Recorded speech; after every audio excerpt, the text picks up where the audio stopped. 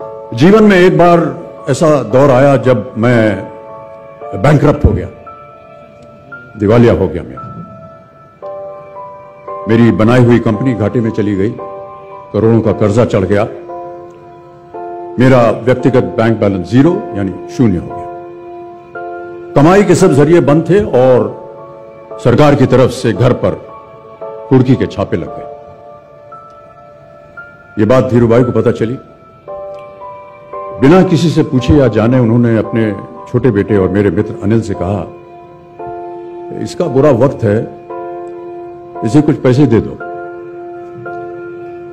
अनिल ने मुझे आकर ये बताया, देवर सज्जनों, जितना वो देना चाह रहे थे उससे मेरी सारी दुविधा और परेशानियां खत्म हो जाती।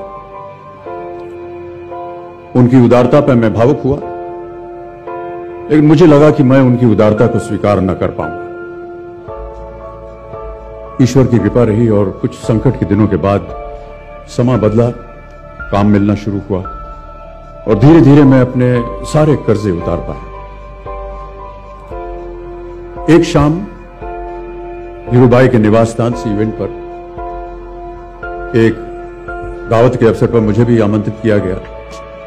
तो ऊपर लॉन में एक तरफ धीरूभाई एक बड़े से मेज पर अपने कुछ मित्रों, बड़े फाइनेंशियल और कॉर्पोरेट वर्ल्ड के दुनिया के दिग्गजों के साथ बैठे हुए बात कर रहे थे। मुझ पर नजर पड़ी तो मुझे बुलाया और कहा, यहां मेरे साथ बैठो। मुझे बड़ा अजीब लगा। मैंने क्षमा मांगी और कहा, मैं उधर अपने मित्रों के साथ बैठा हूं, वहीं ठीक हूं। उन्होंने जिद की और बैठा लिया मुझे। फिर अपनी उस दिग्गजों की महफिल में उन्होंने कहा, यह लड़का गिर गया था लेकिन अपने बल पर फिर खड़ा हो गया है, मैं इसकी इज्जत करता हूं।